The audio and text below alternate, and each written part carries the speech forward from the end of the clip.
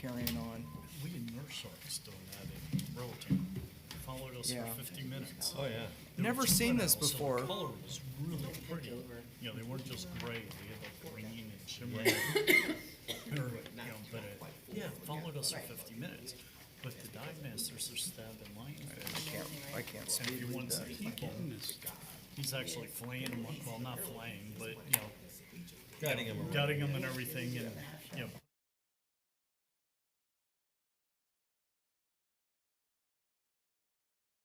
Well, we used to do the dive trip from across the bay in Grand Cayman over to the Rum Point and then cook up the food that we caught.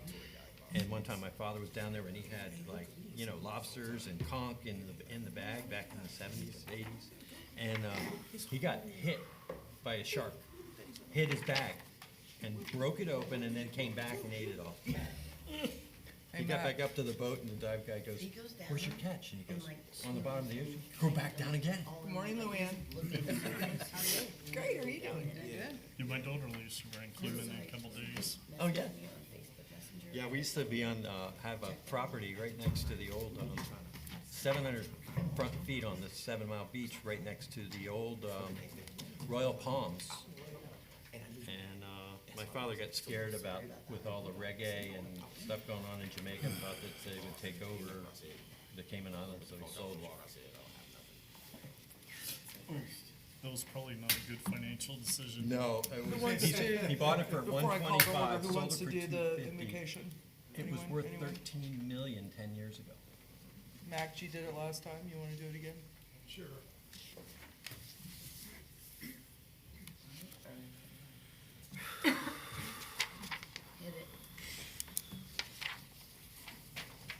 All right. Where's Dr. Desai? Not here. Agenda? Yeah, just It's like the second page. Oh, Yeah, got it.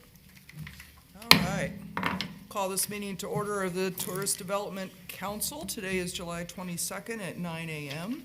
And Matt, if you would like to stand and join us for invocation and pledge of allegiance.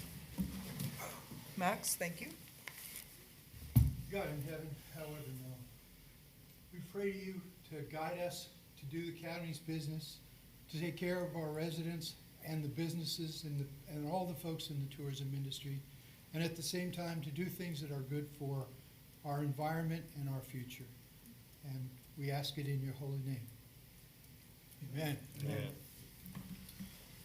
I pledge allegiance to the flag of the United States of America and to the republic for which it stands, one nation, under God, indivisible, with liberty and justice for all.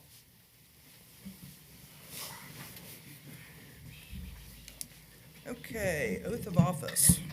Right, Shoemaker is not able to come today. He had a family emergency, which is agreed, Terry. So, he is not here today for oath of office. Was he supposed to be re-sworn in or something? Yes. Mhm. Okay, got it. Okay, roll call, please. All right, roll call. Let's see. Commissioner Davis, Here? Mike Ingles, Here. Luann Jacobs, Here. Councilmember Chris Insing, Here. Councilmember Tom Craig, Here. Max Shulman, Here. Michael Mankey. Here. Of course, Mike Shoemaker is not here. Dr. Desai is also not here. All right, that's it.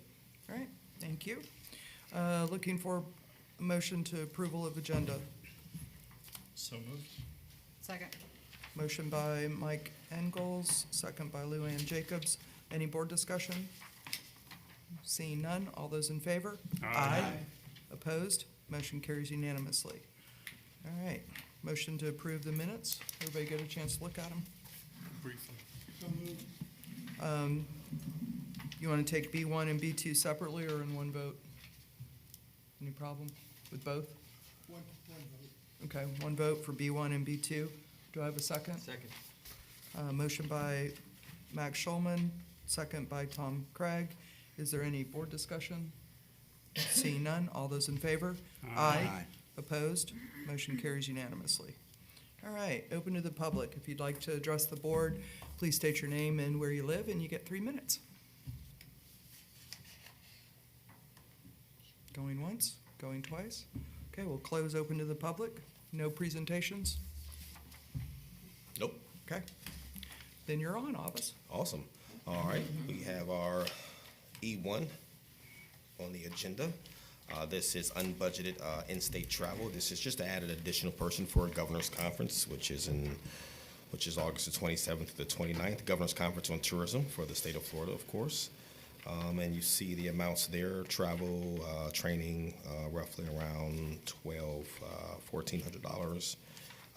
It'll be Terry added to this particular trip, and that is all.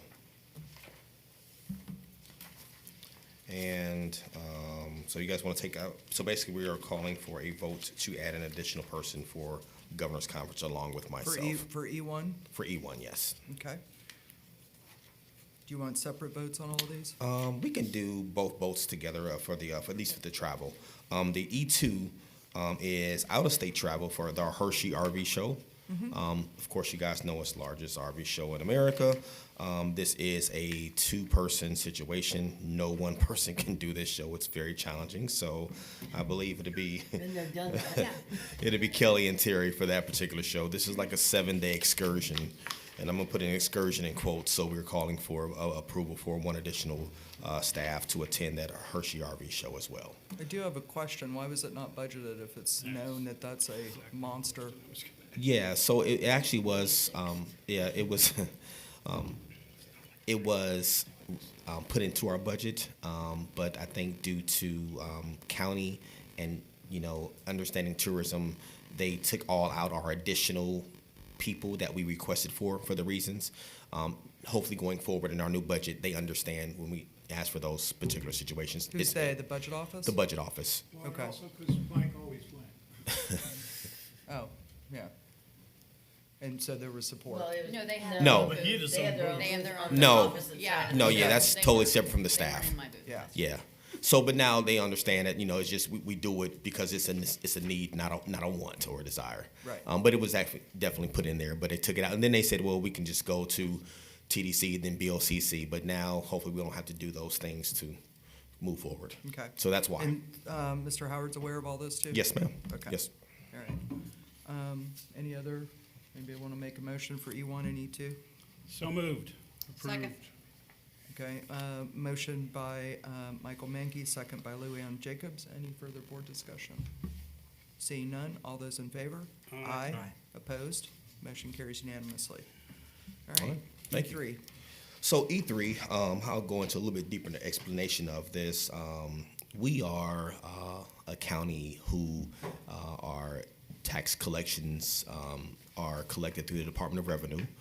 We are not collected locally. I think that is definitely a goal of ours to reach that pinnacle of our own collections because, we're able to hopefully collect more of the funding that we are not seeing from an overall short-term rental collections in the entire county. Right now, it's the Department of Revenue. They accept the fees and the collections. From an enforcement standpoint, we just don't have any information or details about, what's being collected and how much and if everyone's doing their part. As a part of, that particular situation, there's a service / software company, GovOS, who that we are recommending help us become more compliant in this. The unique thing about GovOS is it would allow us to see not only our compliance in the collections, but overall in the county to branch it off, whether it's Homosassa, Inverness, Floral City, Hernando, Lecanto, et cetera. It'll give us a unique opportunity to, from a percentage market awareness standpoint, about where these collections are, who they are, and identify the owners, whether they're out of the state, out of the country, and then it'll also identify them on who is paying and who is not. With the service and the software, we're going to be able to highlight them, send them notifications, along with screenshots of their listings among all the short-term rental platforms. Of course, and it will improve our compliance and local ordinances. It will reduce staff workload. It will increase revenue capture through better enforcement. All the counties who have, now granted, this is just the first step to this because I believe this is a step for us to collect locally, but we need to identify to make sure, hey, this is why we want to collect locally, because we are leaving this much amount of money on the table. But basically, it's going to provide a clear picture of the rental activity, enabling proactive regulation and data-driven policy making, which I believe. This is something that Commissioner Bays has, I think, been after for a good little while as well. This is something that is needed, and I think this is our next step to, the overall goal is to increasing our budget with the VCB, and I think that's a good thing. I'm going to ask Terry. Terry, do you have anything to add to that? I just would point out that during our RFQ process, or RFP process, we identified that we're probably missing out on a couple thousand short-term rentals. For a $135,000 investment, we're probably going to bring in another over $1 million in revenue that we hadn't captured before. So that, to me, is just, that's a win-win. And we'll get that, and we'll be able to use it, for example, with Eric Landon's department, and say, here's compliance, here's where people are renting out homes where it's not in an ordinance, or if it's, that kind of thing. I'm one of several people that harping on this for a couple of years, but I would like to talk about GovOS and have some kind of a comparative analysis. It's a fairly expensive contract with a high return, but there are other companies that do it, and how did you down select to GovOS? You mind? Yeah, go ahead, please. Because I gathered all the information, had numerous, I did 4 companies actually that were in that sort of arena. There's really only 2. And one that, when I got down to the 2, this company had the best recommendations from other county governments of our size and of our revenue source. They got great reviews for customer service. They got great reviews for the software, great reviews for compliance, and the return on the activity that you generate with it. Several people who had gone with the other company are now with GovOS. So just Were Did you these, get a financial comparison though, too? yes, absolutely, almost apples to apples. Okay. Then the return is just blindingly obvious. Yeah, Max, what we usually do is we call around. We call around to the other company, county administrators and or VCB folks to kind of figure out, what's worked, what's not worked.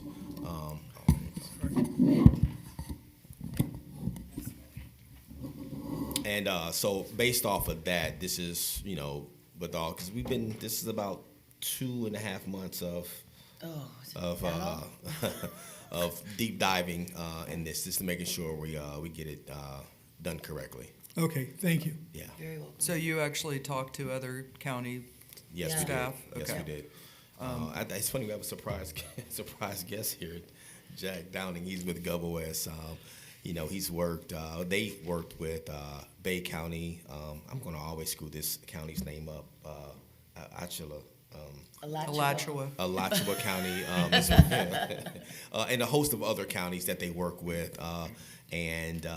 Their compliance, I want to say, is in the 96th percentile range. Okay, 97 percentile. Let's see. So, and 97% of compliance is a good thing. We're looking forward to that as a staff, and I think it's definitely needed. And because we knew from a destination that we were missing money. We knew we were not collecting it all. Like everybody in this room knows that. So, and then before we figure out whether it's the clerks, whether it's the Mrs. Warren's office doing the collections, we wanted to make sure before we go back to them to say, hey, this is what this pot looks like. So we need that. So now that we have the money from the ROI standpoint, we feel like the fee associated with it was well worth the investment, like without a doubt. You know why I asked that direct question, right? Yes. Growth management? Yes. Yeah, I think that whole team still has PTSD from that bad software decision. Right. So, A quick comment. Sure. Echoing Aldous and Terry, I've talked to some folks in other counties, and they've all indicated their collections went up over a third. okay. Yeah. And that's being Being conservative. able to track conservative, yeah. as a first step, and then do it. Yeah, I'm saying over a third. And that's the other thing too. Let's talk about that. I mean, the reporting of this is going to be amazing. We've never had access to know how much money we're collecting from who, what side of the county. You know, it's one pot. I don't know if it's RV parks. We'll be able to tell, is it coming from RV parks? What percentage is coming from hotels? What percentage is coming from short-term Oh, rentals? that's nice. It's huge because the state doesn't give us that. But equally, you'll get access into who is being that is not supposed to be. Correct. Because we have a lot of neighborhoods where people are Oh, yeah. Yeah. not real happy about pop-ups and who stays in those pop-ups. Right. That's right. That's And right. and I will say the most, and we're not trying to be narcs on anyone or anything like that. That's not the purpose of this. Oh, but- yes, you are.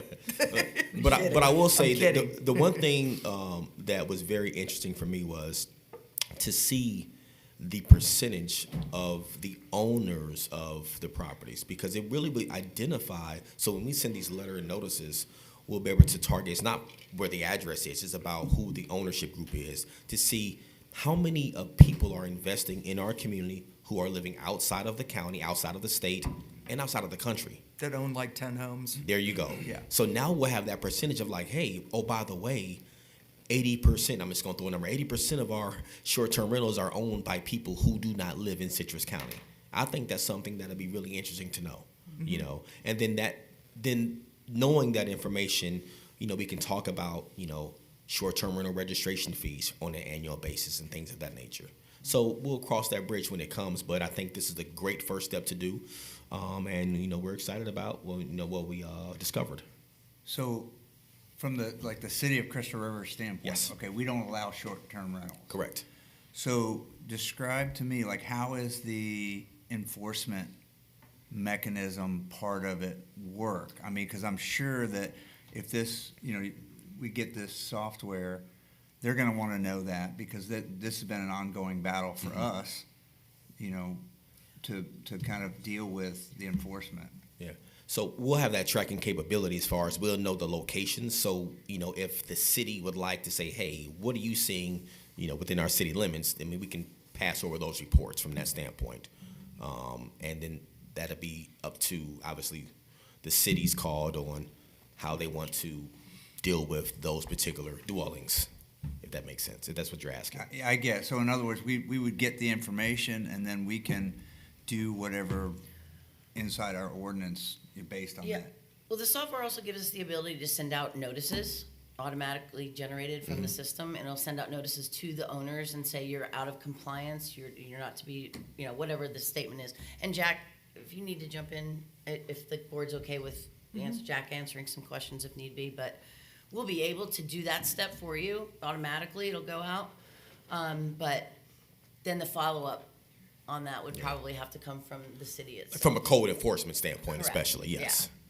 Yeah, because we would not be able to enforce that part. We're just, from a Just standpoint. giving us the information, and then There you go. Yeah.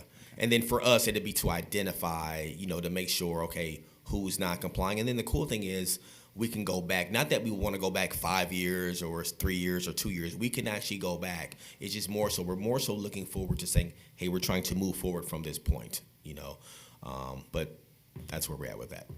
Okay. Jack, did they adequately answer everything, or do you want? I mean, honest to If you Well, want to address Jack, the if board, you you don't have to mind, come up yeah, here 'cause it's- and give your name. State your name for the record, please. So my name is Jack Downing. I'm with Gova West. I'm an enterprise account executive.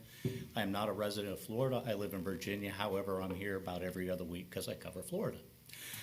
Ovis and Terry did a great job. Chris, for your specific question, you would have the evidence that somebody is listing, because we monitor some 40 or 50 listing sites, and some of those are off the radar of DOR. As an example, Craigslist. So by the way the solution works is we backtrack and geo-validate every single address within a geographical boundary, the jurisdiction, the city if you'd like. And from then, you would then have the ability to basically grab screenshots. We provide them within the software. Yes, you are listing your house within these city limits. Here's the evidence, and here's what you're charging. And oh, by the way, here's how many times you have rented the house, and you do X. I mean, some people look backwards, most people look forward. But yes, all that evidence is captured within the system automatically. Because Airbnb and VRBO, I mean, they're like, those are like the big two, right? but there's so many other ways to list a property for sale that the Department of Revenue, they just simply can't track, and that's where the rubber meets the road for us. What's your experience with counties, cities that don't have enforcement, and they get the software, they see the numbers, how many of them move towards having some kind of enforcement to collect the unpaid fees? So Office mentioned Bay County. So Tyler Miller up in Bay County, they started with the identification component. What they recognized immediately is that they were missing I think it was like $1 or $2 million in revenue. So then they put in place the enforcement side, which is when we started bringing in even more revenue that they didn't recognize. Thank you. So those of us, I have 5 Airbnb VRBOs on a resort-type setting. They collect, we have it signed up, they collect all my taxes, and they submit all my taxes to the state. So you're saying that there's some people, who's not, the state's not giving the People who money aren't to the with like counties? Airbnb and VRBO that are with some of these smaller, I've never heard of some of the places that Jack brought to my attention that people are renting from just to get under the radar. So if, I'm just thinking of myself here.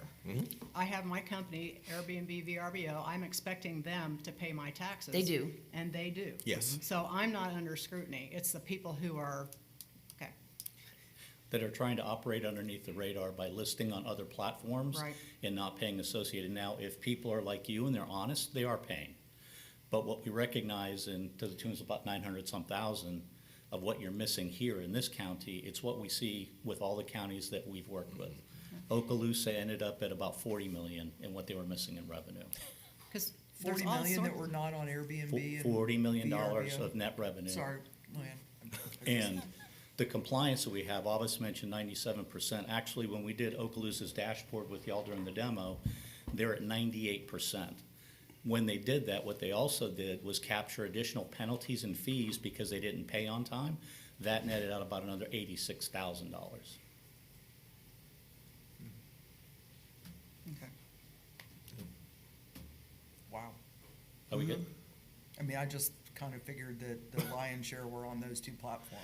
You know what, and I did too. I learned a lot myself. I didn't realize it was that many, but it makes sense because we're in economies of scale. Everybody's got some sort of a software to where you can rent something or post something. And honestly, Craigslist. I mean, I didn't realize that Craigslist was that big of a platform to do those types of things. Or But Is there- is Craigslist is Facebook where it all Marketplace used one to of them? happen. Yeah. So that's a legacy that's gone on for Right. more than 10 years for sure. With all the extra licensings that's involved, like you have county licensing, state licensing, we get inspected. I mean, how do they get around all that too? They don't They never license. tell you. yeah, There's well, you no got so many. county- there's So not a so county think about place. smaller operations too. So so you have a business, right? So you got. No offense, I got all this coal over here, and I'm gonna rent out my bedroom. I just want to kind of get some side money, or my shed in the back, or my small house in the back on my land. So think about those smaller places, not so much of a business, but I just want a little side income. Ignore it. Yeah. Yeah, and Luann, you would see those, so if there's an STR operating, you're doing it illegally, you'll get the alert, so then you'll know that you didn't go through zoning, you didn't go through planning, whatever jurisdictions are here in Citrus County that are required to get a short-term rental.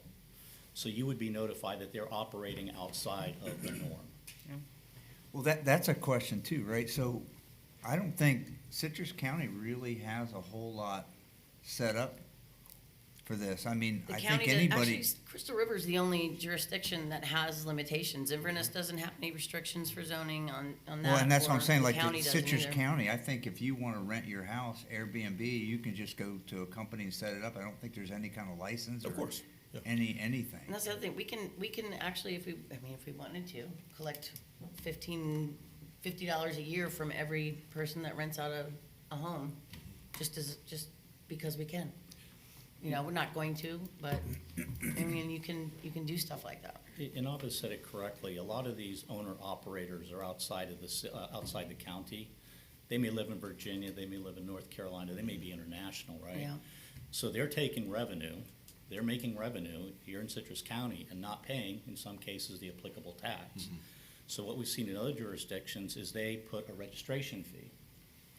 I've seen it 50, I've seen it 500. Because those people operating, let's say from Europe, they need to pay the registration fee, whatever you assess. And it doesn't have to happen today. It could be next year, whenever you go through the political process. But the solution itself is built in to accommodate that additional fee as well. So that's additional revenue. What percentage of short-term rentals, by and large, are not Airbnb and VRBO? It's probably something, this is just Jack. I think you're looking at probably between 50% down to 40% are just operating outside of the two big guys. Okay. And that's mainly because of fees. See Airbnb and VRBO, because obviously there's a large platform, so you're gonna pay a higher fee, to be on their listings, I'm sure you know. Yep. So that's the perk because you get their marketing, you get their, optimization, all that kind of stuff comes with it, So the other places, it's cheaper. It's cheaper to list, so they get to keep more of the net value. What about direct rentals? I've had Airbnb or VRBO hosts once. I've gone through the platform and rented from them, and I was going to go back to that location. She said, just rent with me directly, basically to avoid all the fees, Well, that's. and gave me a break on it. The right? Airbnb fees and VRBO fees are different from the state. We do that too, if people have come and the main reason we like those platforms as well for booking is the insurance ability. Right. So if somebody trashes the place, you're covered. Mhm. But after we have somebody who is a great visitor, they can book directly through us, but we still collect the county taxes and all that sort of stuff and submit that. That's But because that- you're a legit business. This woman is Correct. just renting out a room in her house. Right, but the And- Airbnb, Yeah, I And mean, there's I have friends that are really upset with me that I've even started this process because they've got homes they're usually like, hey, just call me directly, Well, and that's one of the other things. The further we get into it, the more you're gonna find. For example, the county may not expressly have a law that says what you can and can't do, but if you live in a purely residential development and you have covenants, for example, the condo that I live in, we get one rental a year. And nobody's gonna get into that. Once you have the information, the folks that live in that neighborhood that don't like the fact that all of a sudden they have different people every weekend will, can raise the issue, and it'll at least get it so that it's on record that somebody's, So who can have access? That's a good point. So let's say Riverhaven. I'm not sure about this, but let's just say Riverhaven. I think maybe they don't allow short-term rentals, even though it's in the county. In It's the their- in the HOA. In the HOA, right. So can they access that information? So could they say, hey, we want that information, is this public, once the. anything we do is Once it's public in here, it's information. public. Yeah. Yeah. And So- it falls under the sunshine laws. Yeah, so that's just like, Can you charge for that? No. no. Okay, all right, I just, No, we would charge, just like for example, like we treated this article when a partner will say, hey, Alvis, I was wondering about some information, about some numbers. Can you help me out here? I'm looking for this, and then, so it's just information requests and then you. yeah, right, exactly. okay. Okay, so Exactly. It wouldn't be a portal for each community to just start diving in, it's our software, and we're the ones who are keeping it, as far as monitoring it. But they'd have to come to you to get that, right? So Correct. it's- Right, it's Correct. not like they can go anytime and access. No. That information. Correct. No, it has to be, typically it's a public records request. However, I assume they could just come straight. Yeah, to- it's not about them making an official request. It's just, hey, emailing staff and saying, Yeah. hey, we're wondering, can you help us out here? We're having some issues or whatever. Okay, here, this is what we have, so. they also have the ability to publish what we call a public-facing map. So if True. you choose to, we basically put the map out with a link on your website, and then you could go to, look across the island, I'm sorry, pointing at you, Chris. You could say, is that an STR that's operating? And sure enough, on the map, it'll populate, well, it's not allowed to be operating there. Now zoning comes in, and that's when you kick in your enforcement again. Not to be confused. And HOAs could kick in their enforcement. Bingo. It's gonna open up a can of worms. HOA loves a good angry letter. Oh, we got a municipal HOA in Gainesville, Virginia, Oak Valley. It's absolutely just tough to work with, but I think it's good sometimes. Yeah. Anything else I can answer? No. Okay. And furthermore, I think this is to, Thank you, Jack. yeah, Thank you. This is about, first of all, getting the due, but leveling the playing field, so to speak, if that makes sense. It's not so much trying to call out people, it's just making sure we are doing it the correct way. And I think this is long overdue in regards to our collections because, I think once we figure out how much money that's not being collected, it's going to probably put a little knot in our stomachs. Okay. Well, it would seem like it could generate even more fees. I mean, if the county doesn't have any mechanism now to license, maybe they should be doing that. Mm-hmm. And then that's an additional, if it is a $200 a year fee or whatever. Yeah. just So say- basically, we're doing this for Crystal River right now. No, we're not Well, saying that, because no. No. The county doesn't have any Matter of fact, regulations. if it goes right, Crystal River will no longer be an income source to the tax collection. Exactly. Yeah. So we're shooting ourselves in the foot in that respect. Yeah. All in all, though, it is a win-win, and it's something that several of us have asked about repeatedly. Thank you for getting it and getting it done that well. It's not just about the money, it's about maintaining the community the way we want the Of course, community to be. 100%. And again, I have a friend that lived in a house in Citrus Hills, that an out-of-town, big city in Florida guy bought it, and it just had different people all the time, and it was annoying enough that she moved out. We shouldn't have that sort of thing happen, and this is another thing that will give us a tool. We may end up having to put a small office in the sheriff's that goes after some of the enforcement, but we need the money, we deserve the money, and we also need the control. So, thank you. Yep. So- I would like to make a motion that we approve the expense of the software. I just have one more question. I'm Sure. sorry. So you probably already said it. So how much do you think right now, did you get a report of basically 9 million? Is that? No. 900. So we're looking at, we were looking at about right around $1 million Okay. of uncollected monies. And I want to So say. not Luann. Right. I want to say, and Jack can Luann, correct wait a me, second. we were right around 800 listings of short-term rentals. 800 listings, let's say plus or minus 150, between 17 and 2,000 actual short-term listings in all of Citrus County, which I was like, wow. Okay, we have a motion by Max Schulman, second by Luann Jacobs. Any further board discussion? Seeing none, all those in favor? Aye. Opposed? Motion carries unanimously. And I want to make sure we're correct. We had two motions, A and B. So if you don't mind, can I read those just to make sure we're on the same page? Recommended action, A, recommendation for staff to move forward with any and all procurement procedures and process to facilitate services provided by GovOS. And B, recommendation for BOCC to approve GovOS special project budget transfer in the amount of $135,540 to secure the services. Okay, all of us read it into the record. That would be E3, A, and B. Amended. Amended. Luann? Second. Okay, we're good to go. Thank you. Destination update. Okay.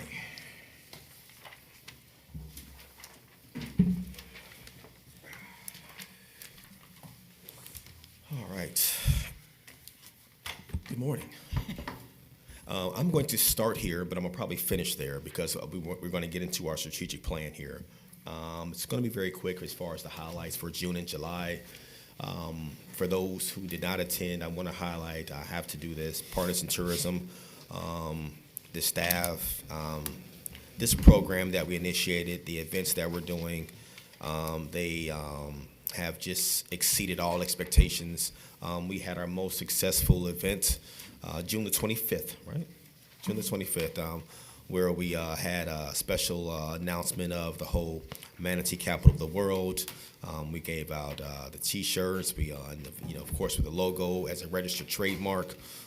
Very excited, very happy about that. I thank all of the partners who were there and TDC members. Everyone was very excited. I feel like everyone who was not there is because they were out of town, out of the country or something, and they're probably mad. I know Luana was like, thank you, and Holly as well. But that was a great moment for us. And so just to thank you to all the partners for the entire county for just in support of and looking forward to, growing more with this designation officially now. Of course, trade show conferences, it's been a very busy June, July for us. Obviously, we had the big IPW event, which is, hosted by United States Travel Association. This is one of the larger international trade shows in the country that we attend. It was a partnership with Visit Florida. Terry and I partaked on that, and that was a really good thing. I didn't realize, I thought I was popular, but when with Terry, when you have folks coming from Germany and the UK and Brazil, and they're all like, Terry, like literally, I'm like, okay, what am I here for again, No, but it was good to see. It's a great partnership with Visit Florida, and that was an opportunity to basically meet with all the operators and all the agents from around the country, and they're basically not so much booking the trips, but more so getting an insight full of the trainings and about where we're going and what they're seeing. And there's some issues with some of our German markets and the Latin American markets, with politics and all that fun stuff. But that's a nationwide thing, not just a Citrus County thing. But it was a great show. We made a lot of great connections. We had over 40 appointments. Yeah, 43 appointments, one-on-one appointments that were pre-scheduled over a 3-day period in Chicago, and I think we're excited about the future for that. We also, right after that, a couple weeks after that, Terry went on a German sales mission in 4 different cities. 4 cities. So she went from planes to trains. Very busy. Again, she's with all of our, our PR firm is there as well, and that was a good experience for her connecting with them. Lastly, Destination International Convention. DI is pretty much the governing body of all of DMOs and VCBs and CVBs. Myself, along with Kelly and Christina, attended that. That was their first time. To kind of give you perspective, it was 36 breakout sessions. I could not attend 36 breakout sessions if I wanted to. So to have staff there from a marketing standpoint, operations standpoint, HR standpoint, funding standpoint, it was phenomenal. I don't know if Kelly, and not to put Kelly or Christine on the spot, but they would like to mention anything about that experience in Chicago. Speak now or forever hold your peace. All right, we're going to hold our peace. All right, opting out. But they learned a lot. It was a great experience for us. And then the overall theme of that of the show this year, and I think they would agree, was funding. Tourism funding is definitely under attack nationwide for a lot of many reasons, and hence why we're trying to increase our funding to make sure that we are safe. But the state of Florida, we went through an attack on our TDT fundings. And we know that's not the last of it. We survived it this year, but that's just something we have to think about the long term and about the future and about how we go forward, because without the office and TDT tax collections, the businesses hurt, the job loss, it's going to be monumental. But I think we had a successful campaign this year, but we have to constantly keep in the stumping And it those costs the grounds. taxpayers more. And it costs the taxpayers more. It costs Citrus County residents more, most Exactly. importantly. All right, and then lastly, scallop season opened up July 1st. I'm sure you all are well aware of that. It's been a very interesting season. We started out with a downpour of just weather and that 4th of July weekend and everything. And I think boats and everybody's definitely going out there. We're doing our part as far as promoting that. We have a new scallop video for those who have not seen it. So do you guys remember? How are the harvests going? Well, I'm going to let Mike talk about that. So the harvest in regards to the scouting, it was A class before the season started, very healthy. But it's, let's just say, because of the healthiness, it brings in people to pick them, obviously, and it's a little slim pickings, I think, right now this time of year. I think Terry's been out, Christina's been out from office. I was just out on the water scalloping Sunday, and I got my 8 and I was happy. But you're talking to a novice as well. So Was that your first time? That's my second time. But it's not because I can't swim. I'm a really good swimmer. It's just trying to find these camouflage scallops in there. But And you only got 4 last time. there you go. Actually, 2 last time. Have you gotten pinched yet? Not pinched yet. But I do enjoy them swimming away from me. That's just so cool. But then I feel like so evil when I just like, come here. But no, it's a good experience. I think what we're doing as an office and as a media, social media, we are more focusing on the experience with people. That's our messaging. Not so much about, hey, get 5 gallons per boat or a gallon per person, 5 gallons per person, It's just more so having a good time. And that's what we did. Now, the boy, my youngest, who's 16, his ego was hurt because he did not catch a single one on his own. We pointed one, and then he got that one. He did find someone's bag, and they had like 4 scallops in it, which was crazy. He's found a bag floating, so he's the only one that found a bag, and he was like, look, So that was pretty interesting. I was like, wow, how does that happen? But yeah. So, but at the same time, tourism just in general, and it's not just tourism; it's the economy. We're definitely kind of getting into that recession vibe. I'm not waiting on breaking news from Fox or CNN to be like, breaking news, we're in a recession. No, times are rough. Times are getting tougher, and people are tightening their purses and their wallets, for vacations and shorter stays and things of that nature. So we're trying to do things more focusing on, those drive markets, the Tampa, the Ocala, the Orlandos, because people who are closer. It's more of a low-hanging fruit for us. So that's what we're focusing on now. We do have a meeting, I would say a community initiative meeting that the Chamber and the VCB office are leading today at 1 o'clock. So hopefully we can come up with some remedies there to help. Again, this is more than tourism. This is just overall economy. But tourism is a part of that discussion where we can help our small businesses be successful in this downturn that we are seeing, not only Citrus County, but just nationwide. And that's at 1 o'clock at the Welcome Center. So for those who are welcome, that is open for invitation as well. It's what, VCB and Chamber together? Yes. Yep. Okay. Yeah. Somehow that didn't make it on my calendar. Yeah. Well, it was very impromptu. I'm going to blame Mr. Mike Ingalls for that one. Well, he sent the email out and everything. So just last week. So it's a very impromptu meeting. So we'll have that, but we can make sure we get you that invite if you have time today. Not a problem. So after that, next slide, please. Strategic plan review. I'm going to go ahead and step over here. All right. So we have done a very extensive process, surveys, retreats in regards to our strategic plan.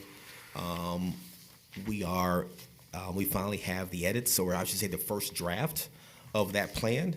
And, since we don't have a lot of moments to get together and to go over this is what we really want to focus on, was that plan. And really just the 3 things to kind of keep everybody in line, in alignment. Grammatically speaking and stuff like that, we'll take care of all that in-house, making sure that is prepared and done correctly. The goal is to present this to BOCC on the 12th of August at that BOCC meeting, FY. So we'd like to get as much feedback as possible so I can get this to Berkeley so he can then put in those changes. But it's 3 things. We want to make sure that you want to focus on is our process. How do we get here? Are we all okay with that process in regards to the surveys, making sure we got that input, and then, of course, with the retreat.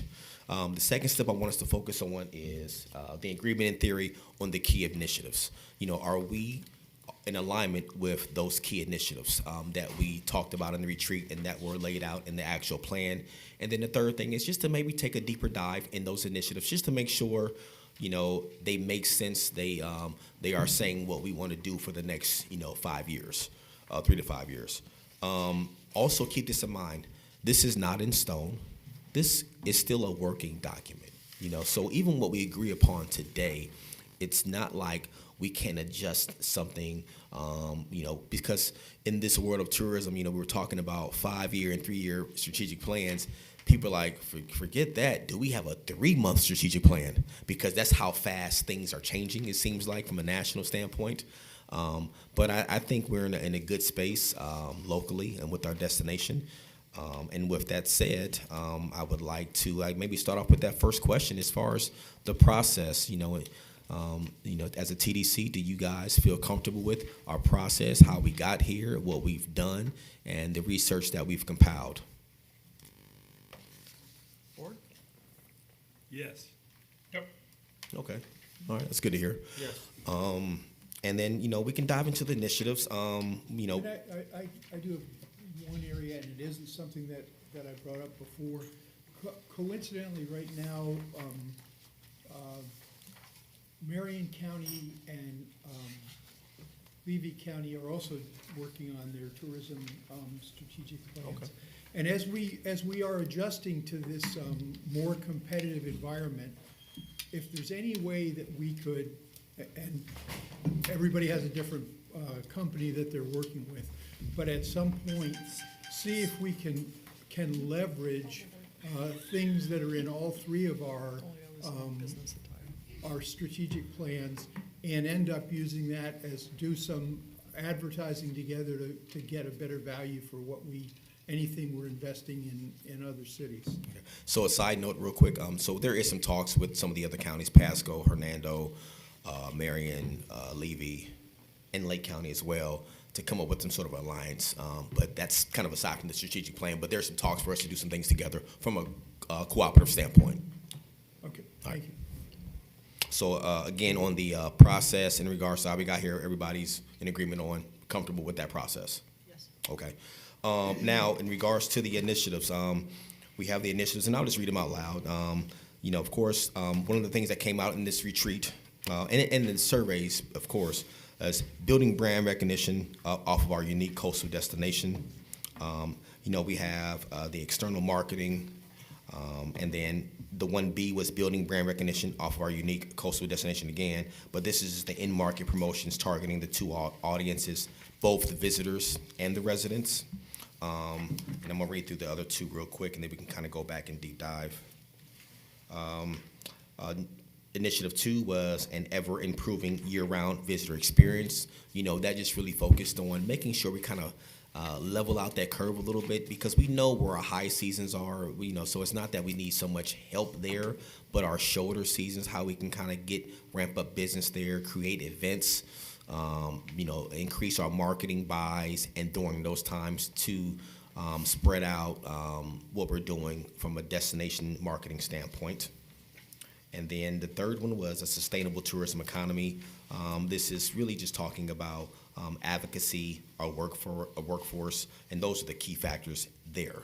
I think once you kind of dive into it more, we mentioned a little bit about sports tourism as well, but we also kind of agreed upon on, we're going to probably be a community from a sports tourism standpoint. It's going to be more of a natural resources, whether it's running, using our coastal events, the lakes, of course, the coast, the trails, cycling, things of that nature. Maybe not so much heavy brick and mortar, building a 20 indoor sports complex in the immediate future, but there's some things we can do collectively from a Parks and Rec standpoint that we were kind of in agreement of from a supportive standpoint. So just building up, starting with that 1A, or I guess let me just say this, from the 3 initiatives, how do you guys feel about those 3 initiatives that were highlighted, that came out of the strategic plan and the surveys from when we came out from the retreat? I thought that they were pretty comprehensive.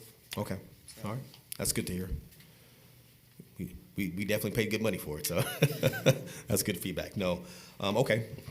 Anyone else in regards to the 3 initiatives, just overall, you guys, does anyone feel like we're maybe missing anything from the, that we need to potentially look into, or are we in alignment with what we are reading so far? I do have one tactic that I should have put in before, but I did not. So Arcadia Airport Okay. has Taco Tuesday every single Tuesday, and people fly in from all over just to go have a taco. So I happened to be traveling last week with two good friends who are scuba divers, one of which is the chair of the Aviation Advisory Board. So we were chatting, as we can, because two separate boards. And we were talking about perhaps starting off with one day a month. I know that like second Sunday, there's the drum circle out at, so second Sunday is nice alliteration or whatever, and maybe I can talk with the Wiggins, who are friends of mine, to see if do they still have Catch Mobile? They do have. They're doing catering. They're not doing the catering But- truck anymore, though. They're just doing catered events. It'd be really nice if we, maybe I'll talk to them and see if they would be willing to do it. It's a nice introduction to their other restaurants to just do catering at the airport one Sunday a month. And any other quality food trucks that we might be able to attract. But then I believe we could also expand that into telling the story, so it's in-state market, the fly-in market, on all the other things they can do besides have their it used to be a $100 hamburger run, now I think it's a $200 hamburger run. But that's something that pilots do, especially if they're on their own airplane. They just want to go fly somewhere, have a good meal, and fly home. One of the people we had come in. Yeah.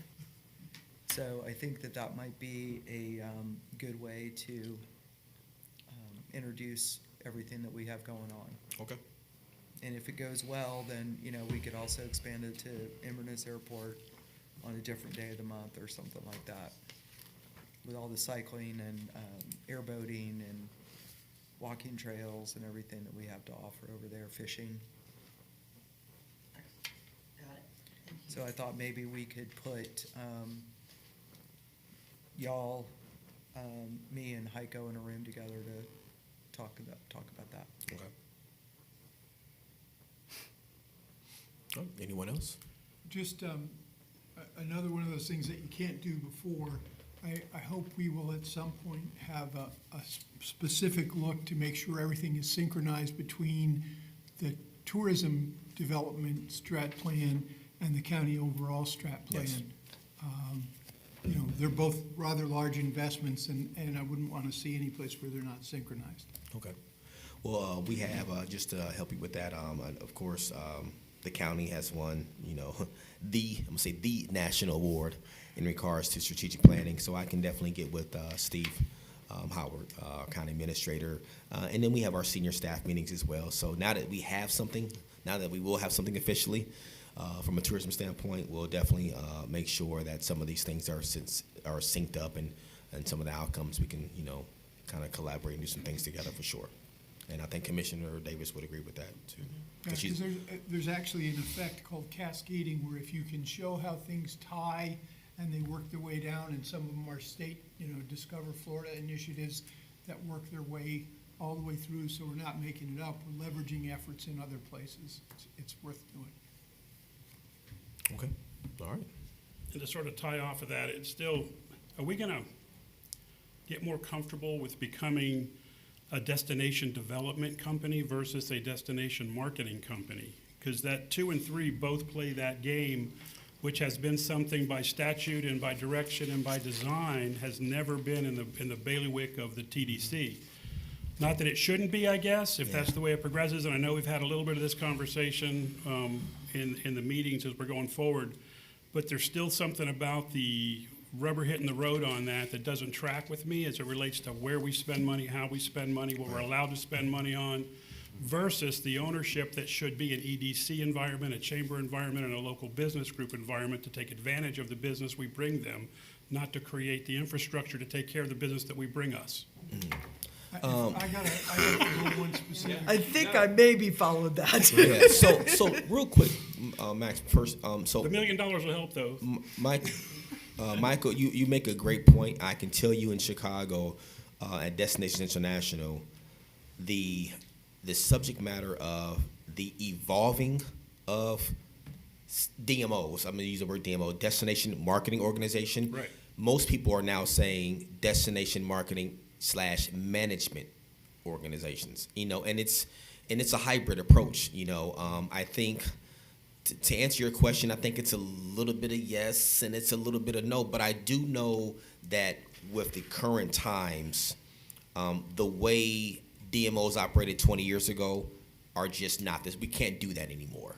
I think you are starting to see, more, I'm going to say residential components, but I'm going to say awareness, and using the word advocacy and using the word development, these types of things on how and why we can, spend some of this money. So workforce, now you see DMOs who are being asked to assist in the workforce needs and assessments and things of that nature. So, you'll get varied opinions on whether we should be in that space.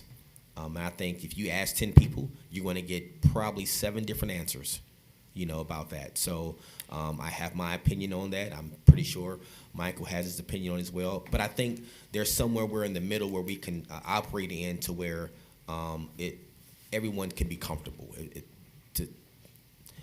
to spin it. I think I do believe we are more than a marketing group. Even though. Yeah, he hit. Are we? Yeah, he hit the nail on the head. I mean, when we're talking about recruiting and retaining hospitality people, that's like, does with Lecanto Tech or someone else have the capability of doing that? The second part is, does the industry need that? Do our hotels want this or think And you're talking about in 3, right? Correct. Yeah. Okay, Yes, gotcha. Okay. yeah, right here. Discover Crystal River team, recruit, retain the development and support of qualified workforce of our hospitality. I mean, Max has been advocating for that kind of education with the Lecanto Tech since I moved here 10 years ago. Do our tour operators want certification and qualification of the tour operators so that we are guaranteed that we have a great staff of businesses who have staffs who are capable and safety minded? I mean, is that kind of education involvement, is that part of what we do? I mean, because development is really something that's, I think, is key around where we go in the future with what kind of customers, do our customers want high-end hotels and restaurants? Are we missing a big part of that business because anyone who has a lot of money will fly into the airport and hang out and scallop for 2 days and then fly back to Rio or something like that? Are those kind of customers out there? And if they are, then what kind of hospitality services would those hotels demand? And do we have it? Back to training the workforce. I mean, do our hotels have a great need for training of these Yes. people who work in the hospital? Absolutely. Yes. Yeah, Absolutely. exactly. But who does it?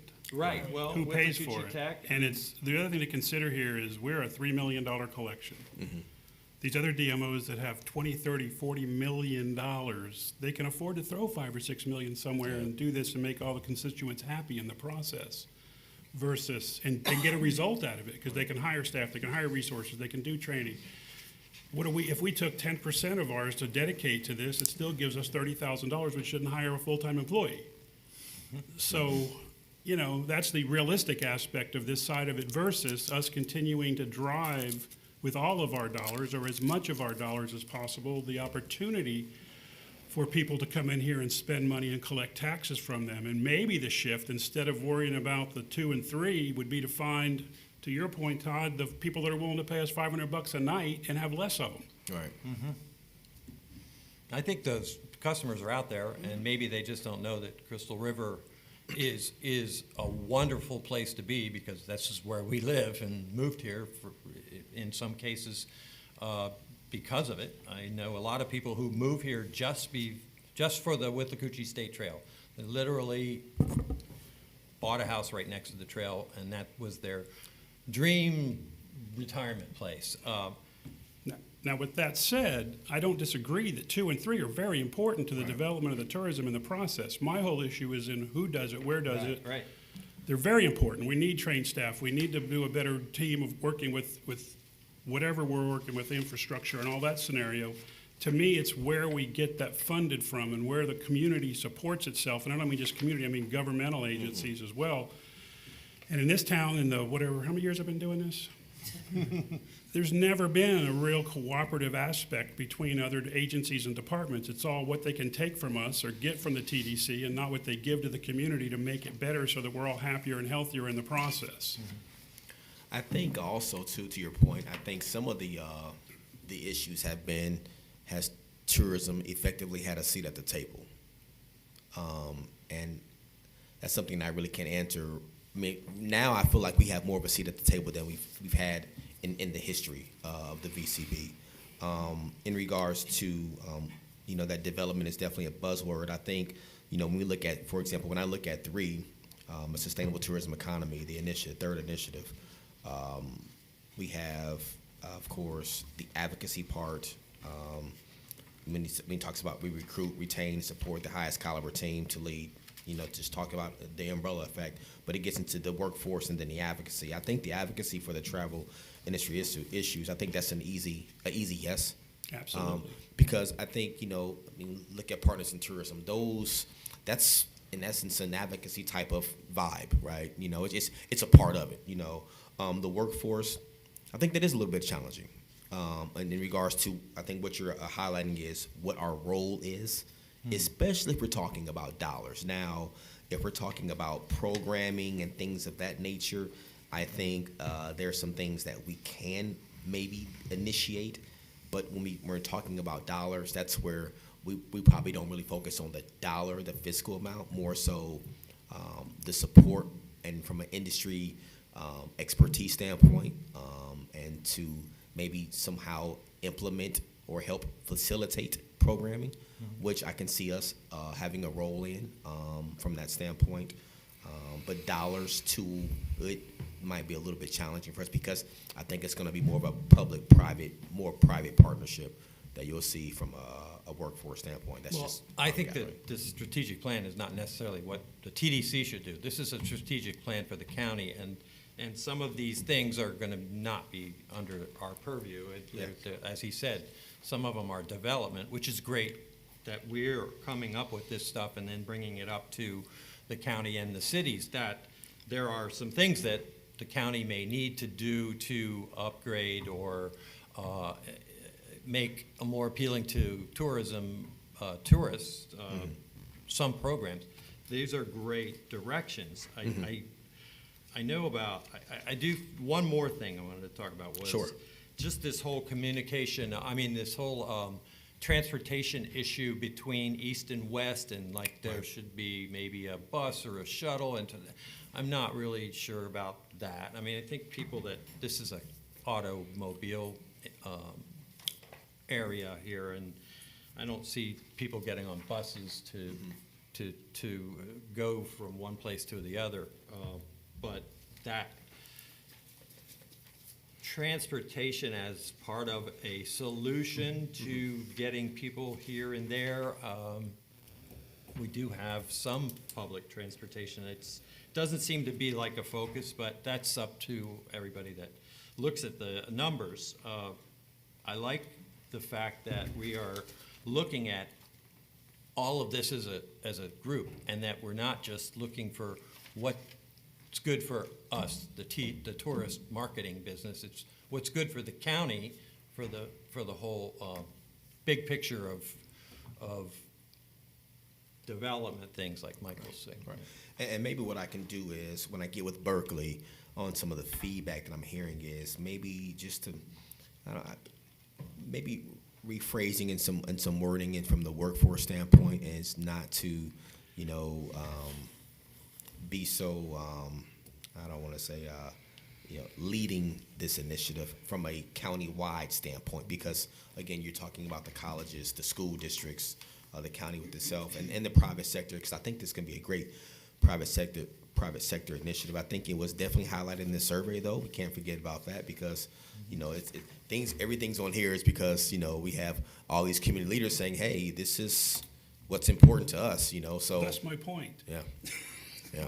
One thing. Let them take on their own responsibilities for their own actions. Right, right. But I think there's a way we can acknowledge it, Michael, in regards to say, hey, this is clearly what's important, and then maybe And it is kind of important. what Max is saying, we can tie that into the countywide strategic planning with maybe economic development, and you know. The one specific point that I want to make is, and I've talked about this all the time, there's a natural adversarial relationship between tourism and many of the residents.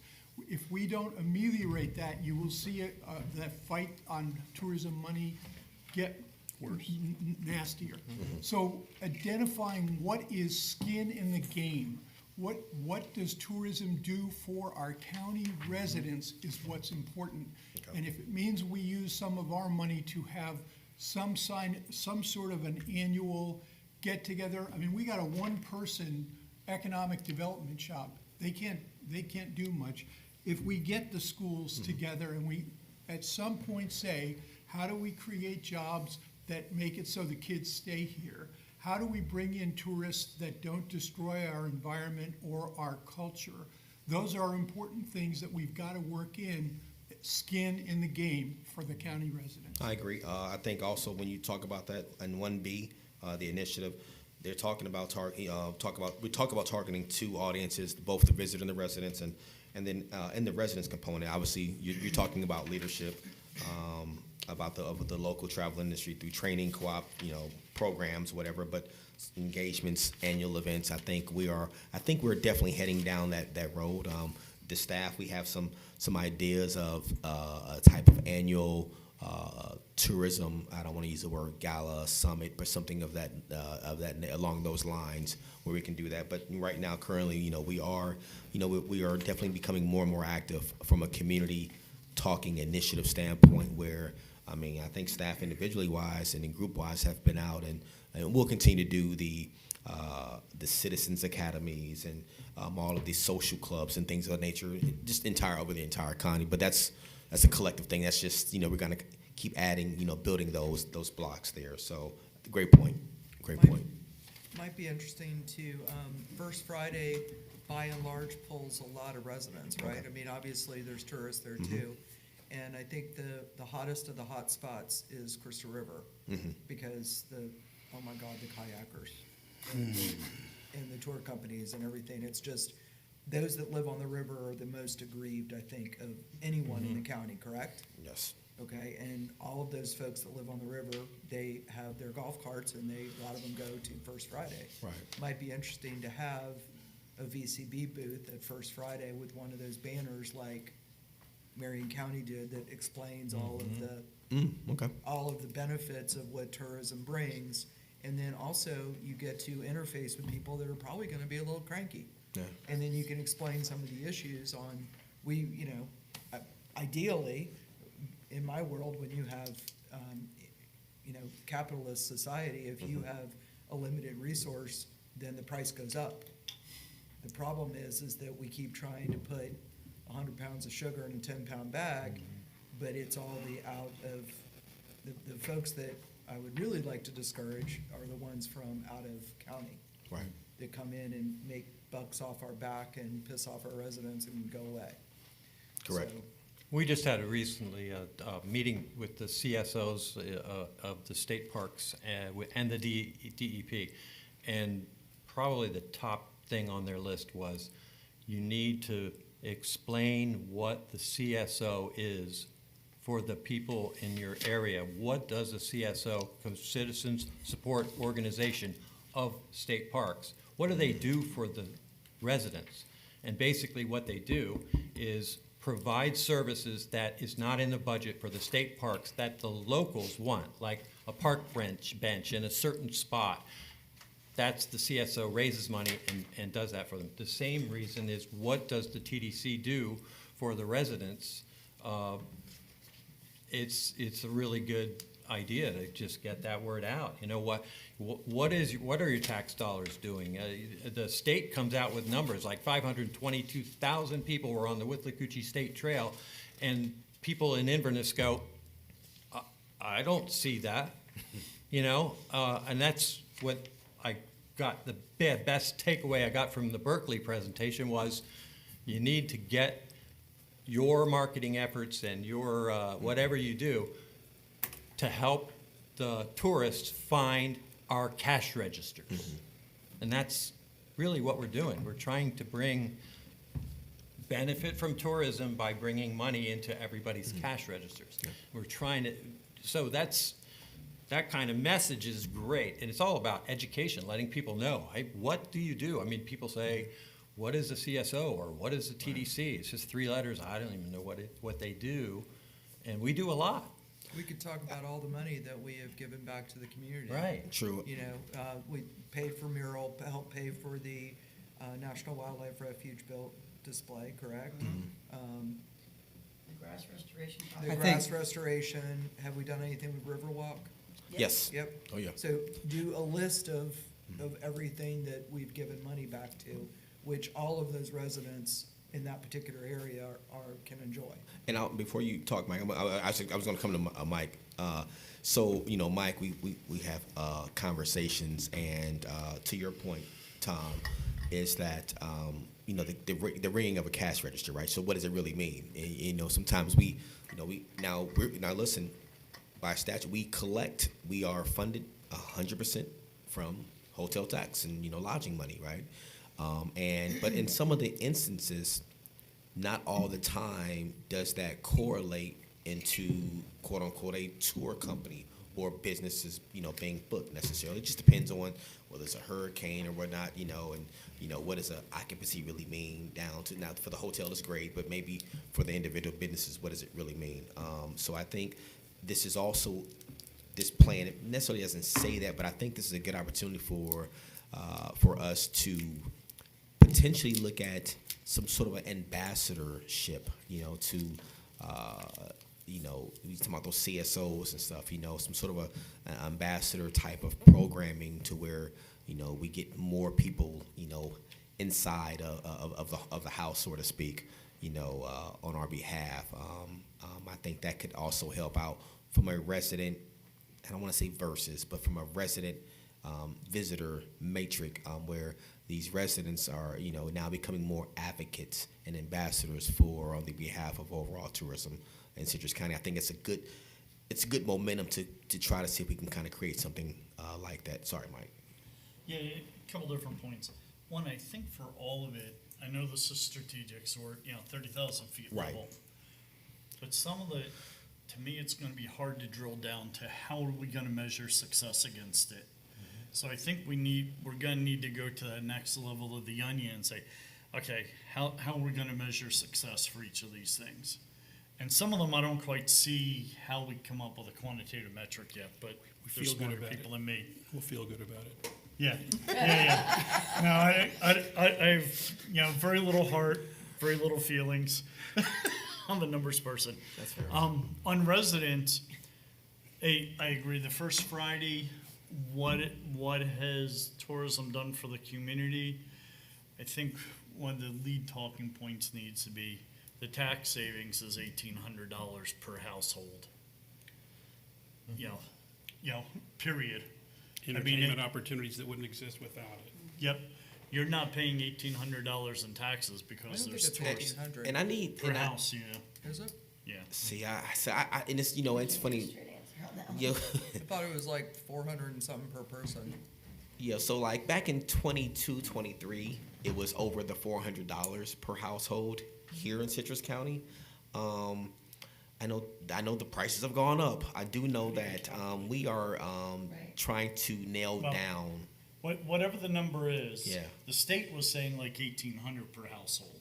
Okay. So Citrus That's for the is state, yeah. statewide. Yeah. Okay. So, That's state average, but we're less than that, but it's still substantial.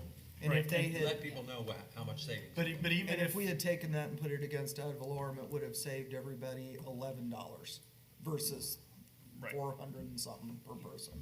But I mean, but 2.2 people, $450, it's still over $1,000 a household. Okay, and then the other part of the messaging, and I forget who said is, every time I'm stuck at a traffic light, I just have to think, and there's a tourist doing something stupid, that I'm not paying taxes because I'm not paying income tax because they're taking care of it for me. I'm not paying more in ad valorem, yeah. Well, you're not paying any state income tax, Oh, true, yeah. right? I mean, so it depends on what all you do. It's not just ad valorem, it's state income tax. I haven't paid any in 11 years. So maybe Because I how many don't- I don't households want the GovOS chasing me down now. is we have about what 65,000 households, 65 to 70,000 households in Citrus County. Okay, Sound about right. I think it's But- And then for initiative 2, I think some of this is capital improvement funds, the fifth penny type thing. So I can get my head around that a little bit easier, just because, if things would like to see and say, hey, we'd like more trails and we've got X amount for capital improvements, that we can help put some money towards it, but somebody else needs to carry the ball, not. And we've already got the 1 penny assigned to that already. Yep, and that's already there. The last one, initiative 3, I think B needs to start off with advocacy as well. Okay. It's advocacy for the workforce issues versus us doing the workforce issues. And then that lessens, I think it lessens the concern Michael is raising as well, that we're saying, hey, these are things needed in the community, and maybe there's ways to support or help coordinate it, but not carrying the banner for it. Right. Well, you have- Educate. Well, you have culinary arts Yeah. at Chris Right. River High School, and then, of course, WTC has a program as well. But every time I've talked to the school district folks about that, they're like, funding, funding, funding, because how to create food is only one aspect of hospitality, obviously.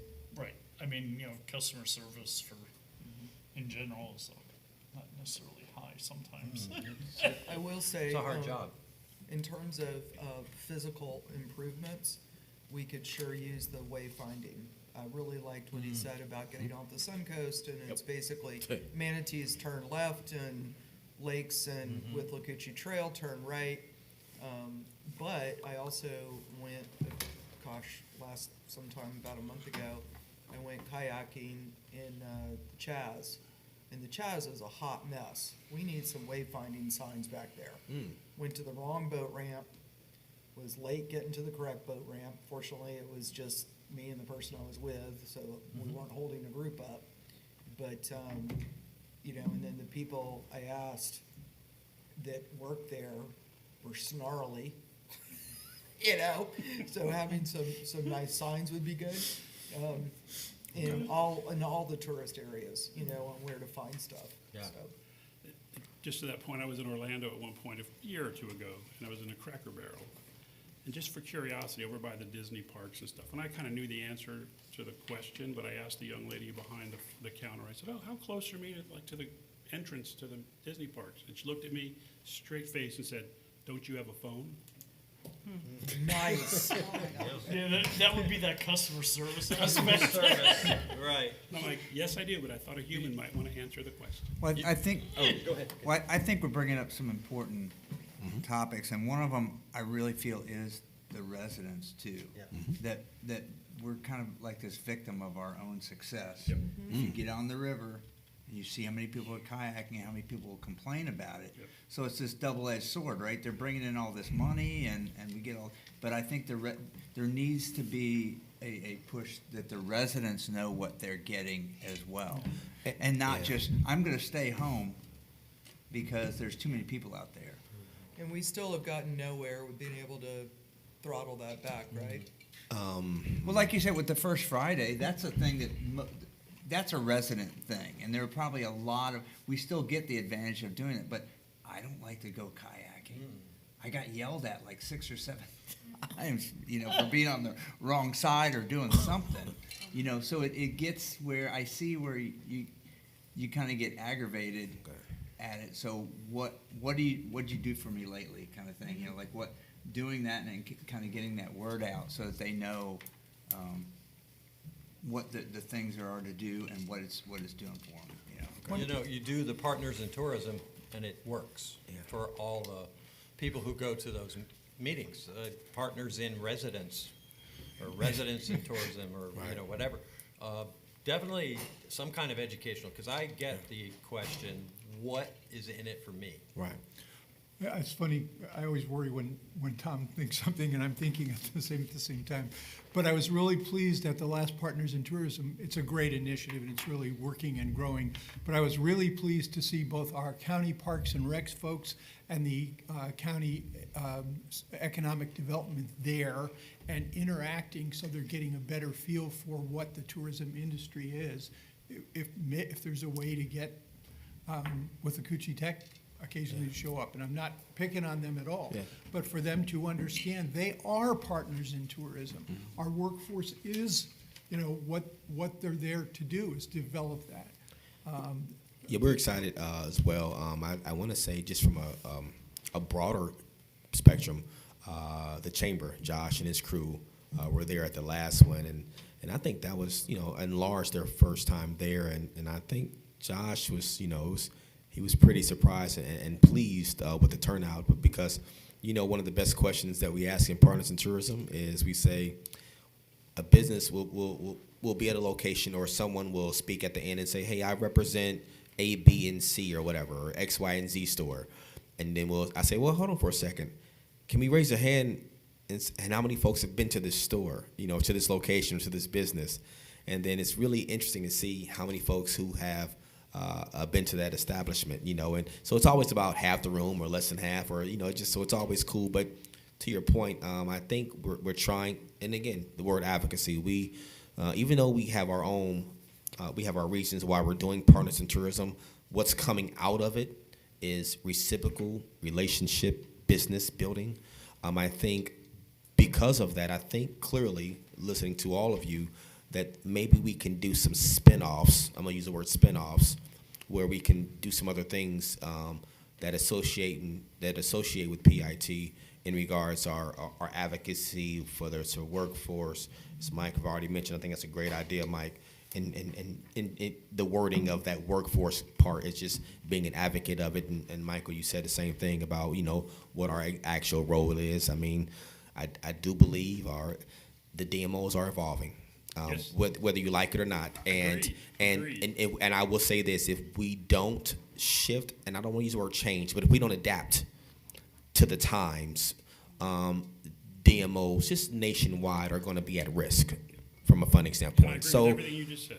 we just have to find what works. Yeah, we just have to find what works for us in our climate, in our economy, and everything. One thing I do want to highlight is, I'm excited because I come from a very event-heavy background, and I'm excited to the idea of creation and doing some events here in the community, whether they're sports-related or not. But I think there's an opportunity there that we can do from a standpoint to help out with creating things especially in the shoulder seasons and the low-lying seasons of our tourism peak periods. I think that's something we want to look at as well, and I'm glad that was also in that, because that's something that we can actually calculate and needle down. But, you know, I know we spend a lot of time on this, but this is what this is for, so I apologize. That's It's part of the taking reason I longer. brought up the aviation thing, because spring you and go. fall are fabulous times to fly typically, so.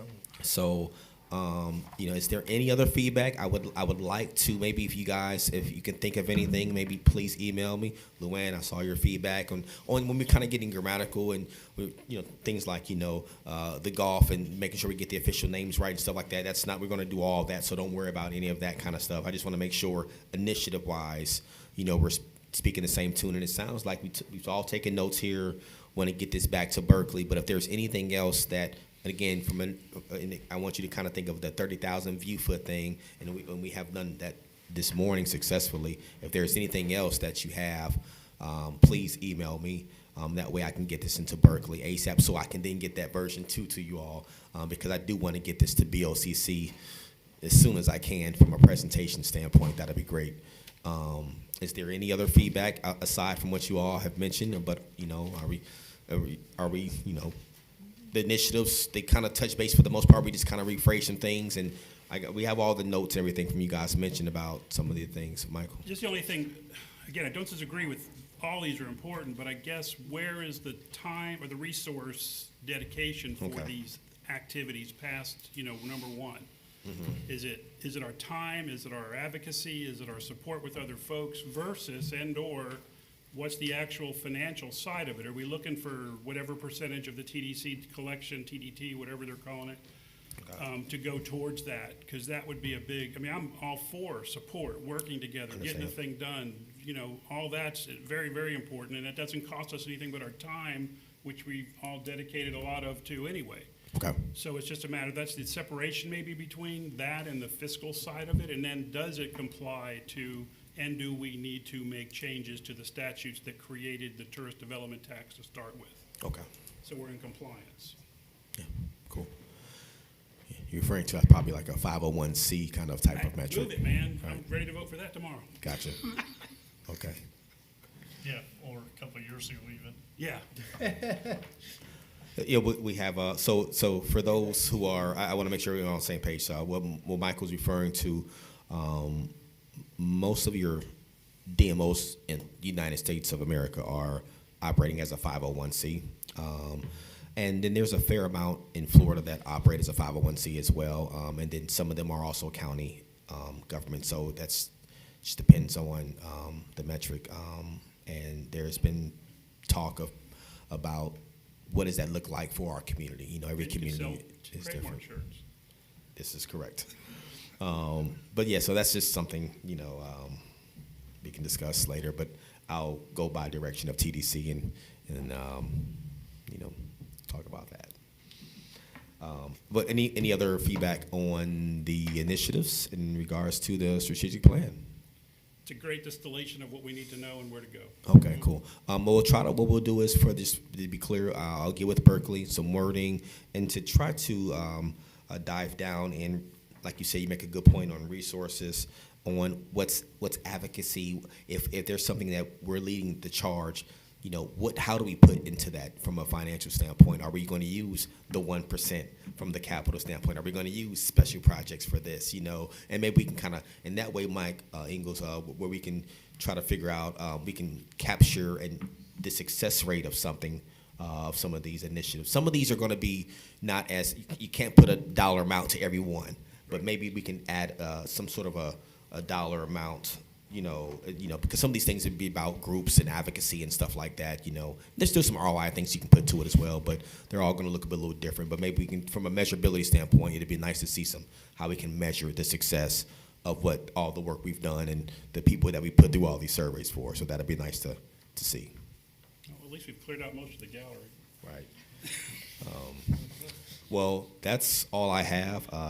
You have a destination We're not update? gonna run over Star and. Yes, I'm sorry. Very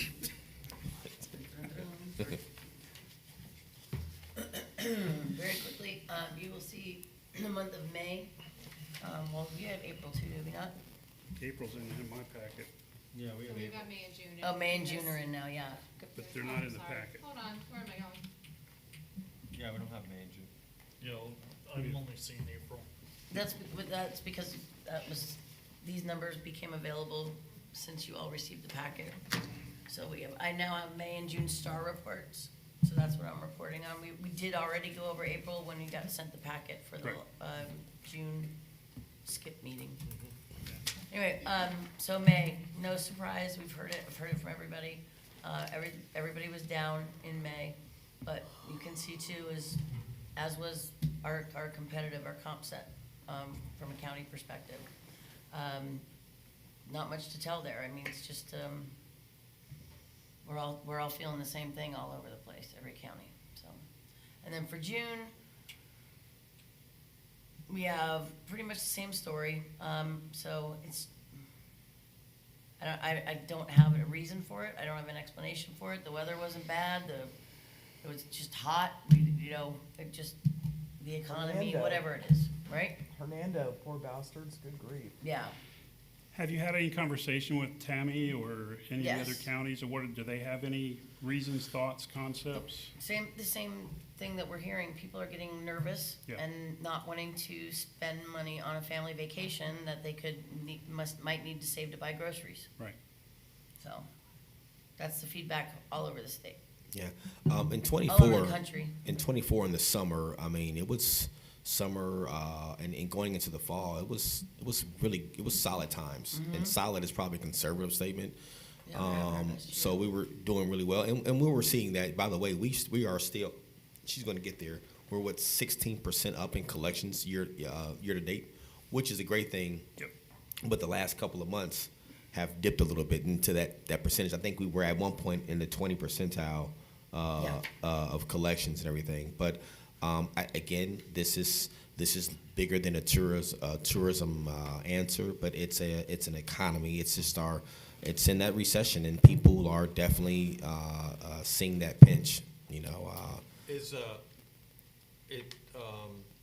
where's the biggest reduction in out of state, out of county tourism? Out Or- of state. Or foreign, out of Well, state? international tourism is drastically down. We're almost back to COVID numbers for Right. international travel. European, especially Germany, Switzerland, those places, they had a lot of bad publicity about getting into the country at customs. Yeah. And it's just skyrocketed. I heard it over and over and again. Yeah. So they're actually, please, I'm not trying to raise a political point, but they're actually waiting to promote the United States and to see how we do at midterms. What happens at midterms with our leadership. and I'll say this too with the Germany market specifically. So there were like 4 instances where 4 sets of Germans could not come over, right? 2 of them were like drug related, had nothing to do with administration or anything of that nature. But they had just as many as when the prior administration was there as well. So, It's political. but the thing is, it's the media, especially from the German market, that's driving this. And then they're just like, so when they got that first person, it's like, don't go to America, and then now people are afraid because if they book these trips, they'll get to customs and they'll get turned away, and then all that money's lost. So that's kind of the fear because the media is driving that fear for them. So I'll say that it's definitely more media driven than any kind of quote unquote policy that was not Yeah. or was created or is created. So I will say that too. And So that the being- numbers are equally that being- Florida people. Correct. Way Oh, down, yeah, way down. absolutely, Oh, yeah. Okay. absolutely. Everything's down. I was talking to Brett Lakin up at Visit Florida, so he's on the marketing team. And he said the spend is down when people are here, which I think is what we're feeling the pinch on. Yeah. So they're visiting and then they're spending less when they're there. They're going to the beach, or something that's free, or they're renting a kayak that's $25 versus doing a tour. So he said their numbers that they've tracked, so it's lagged a few months, was only down like $25 a person. But when you multiply it by 150 million, it's suddenly, $1 billion less spend in the state. And I'll be reporting at the community meeting later on this afternoon. But for example, this is just for June. The percent of arts, entertainment, attraction spend came from visitors. For June, it was 17%. That's down 21% from last June. That's just a percent. Now, at 1 o'clock, I'll talk about what the dollar amount of that is down. But I mean, it's definitely a pinch. I mean, people. I mean, it's times are tight. I mean, I can tell you right now, 43 people are buying 43% less groceries than they were last year to basically spread out their food. 43%, they're buying 43% less groceries, families. Is that by dollar or That's just calories or what? Yeah.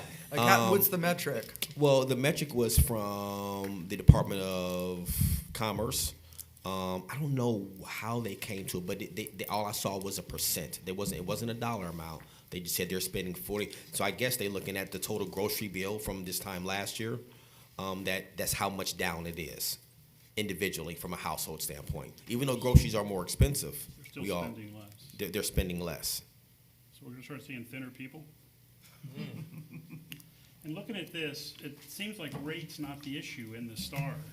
No, it's No, not. no. It's so we can charge more and make more and have this, and deflate our RevPAR variance, Yes. just as a note across the board. Yeah. It's like, so the people that are coming aren't that upset about paying a fair rate for the room. Yeah. And also too, we are from a we're definitely shifting some things. Even from our influencers, we're targeting a lot more local influencers in those Tampa and Orlando markets. I want to say in August alone, we have 3 Tampa-based Orlando influencers. I think some foodie people and stuff like that, because that's like that low-hanging fruit, because we want to get people who are, since we know people are not driving from as far, as plentiful as last year, we want to really hit those really drive markets, especially from a Florida standpoint. So that way we're trying to get more eyes on things, that authentic marketing, because that's more believable when they see it on social media than at times. We're doing it all. People who have boats in Florida, they come here Yeah. because of the scalloping, because of the manatees, because they can't get that elsewhere. Clean water. And clean water, right, the rainbow and meat, so they come here because. Agree. So how do we target people who have boats? We're gonna start doing boat shows. I mean, my sister who lives in Chicago sent me, what about these 4 people that died from the skin-borne bacteria in the waters of Tampa Bay? And I'm like, That's the thing. So like, see right there, but that's a real thing, what he just said. Yeah. Yeah. But it's 4 people out of 85 million. Yeah, that's a real There was thing. probably 10 last year, and they just didn't bother to report on it. So Tom, to answer your question, And how yet we we target. flush out our stuff with fresh water by hundreds of millions of gallons a year. Yeah. And so you know what? So here's the thing, and maybe, again, talking to advocacy and going back to the strategic plan, we have to figure out how to put that in the message. Yeah. And, Perspective. we do a lot, from a marketing standpoint, but this goes into like, hey, we were initially 100% a marketing organization, but you can argue say it's marketing, but you can argue say, well, no, that's education or that's PR, Education is marketing. It is, but you blur those lines of these are some things that we are now having to do to make sure we get the message right. Right, like we are open after the hurricane. Correct. I'm sorry, Terry. Oh, you're fine. Where was I? Where was I? Numbers. Doom and gloom. Okay, all right. Year-to-date star. Yeah, star. Yeah. Yeah. All right, there we go. Same basic. The better story. Like Abbas was saying, we're still seeing about 16% of revenue collections now. Granted, I think I've also got April in here. Do I not? That is March or not? March, April, here we go. Mark, yeah, there you go, April. 2.82. Right. And that's the most recent that I have is April from the state. Another good thing about GovOS, I'll know immediately in real time what our collections will be. Anyway, so you can see we're down to 14% year over year, but we're still tracking as one of our best years ever. Now, is that because we've got, compression with the plantation being closed, and I know for sure Paddle Tail's charging a little bit more than they would normally because of that, and God bless, that's what you should do. But, and who knows? That's the problem, and that's just another pin on the map that's gonna help us Look, with. we almost have a full-time employee already for the penny allocation. There you go. That's just for the 1 month. So the 5th penny, that's up to 1.7? Wow. We normally, I remember back in several years ago on the board, we were always saying that we never wanted to go much past $1 million because Right. people start squawking about it. But are we saving up for something on that? For a big project somewhere? So, I think so. I think there's a lot of projects out there.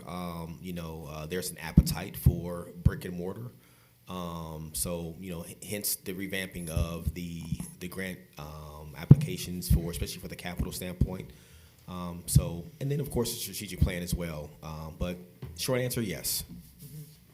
The Three Sisters Boardwalk addition, is it an addition or something? It's I like know- a observation decks more. Or Yeah, they extension. told me they were gonna come to us Yes. for that, They told me as well. for a portion, pardon? Yeah, that's a couple 100,000 or something tops, 100,000. Yeah. I mean, And not the whole project, just a portion, whatever, because they have multiple grants cycles and everything. So, and then of course we are, Christine, we have in here, I believe as well, we show what's already allocated, whether it's the city's boardwalk and things of that nature. So, we have those monies already accounted for as well from that particular collection. All right, quickly next.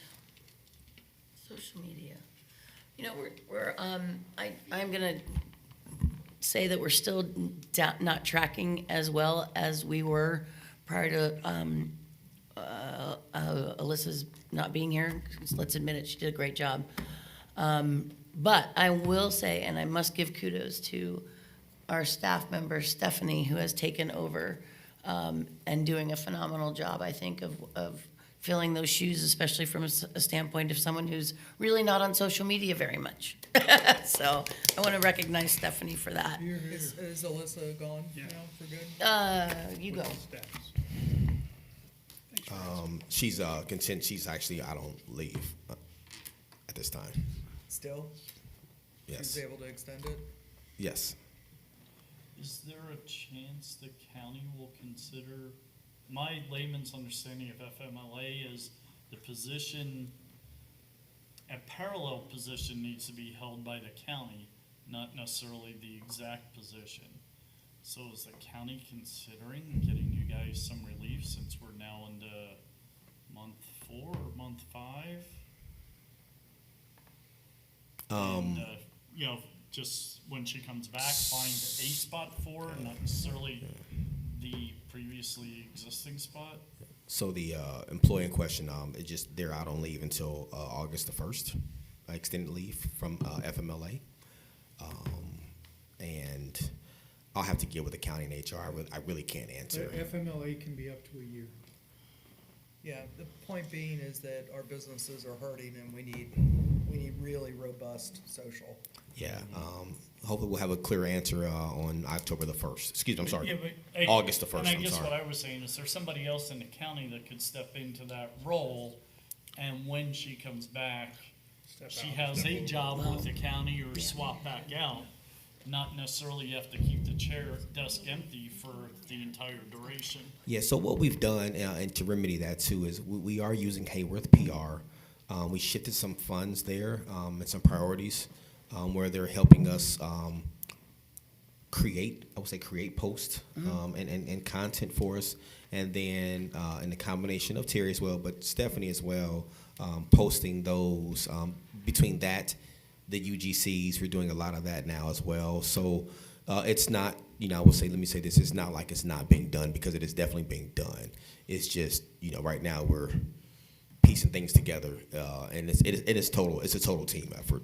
So we looked at the county, Mike, I will say we did look at the county to see what we could do there, but I think we felt more comfortable with the PR firm, Hayworth PR, because they already are just been doing our stuff, so it just made sense.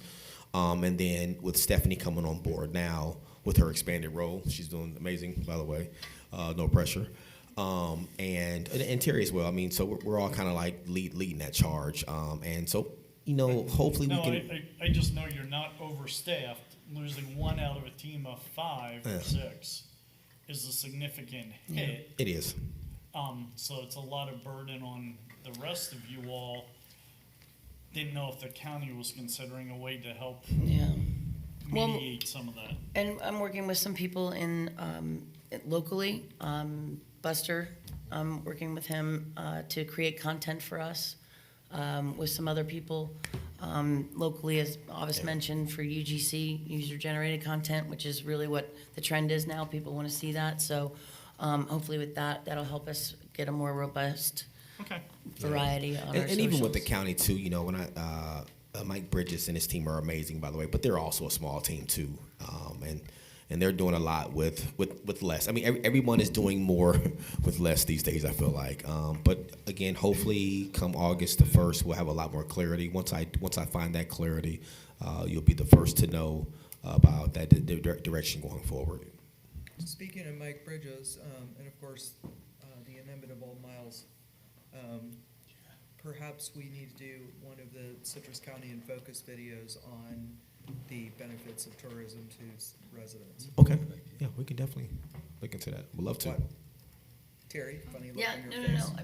Good? I was just having a conversation with Kat about how spread thin they are for things these days, so. Yeah, well. I was like, well, let's add that to our calendar. But yeah, but I think that's a great idea. But those in focus videos are going to keep being produced. They're It's just awesome, a- right, It's just a yeah, matter yeah. of priority, What the- you know? what the topic is. There's endless number of subjects that they can deploy their resources on and just put it somewhere in the queue, Yep, Yep. you know? yeah, All right. rolling through. I will say, we went above New Smyrna Beach Yay. in this report, so. Stephanie did that, by the way. Yep, that was all staff. So that's the. I'm serious. I'm serious. Yeah, what was there, a shark attack? Yeah. Well, hold on. Wait a minute. Now, what we're not going to do here in this public platform, we are not going to negate the superpowers of Miss Stephanie over here. Okay, all right.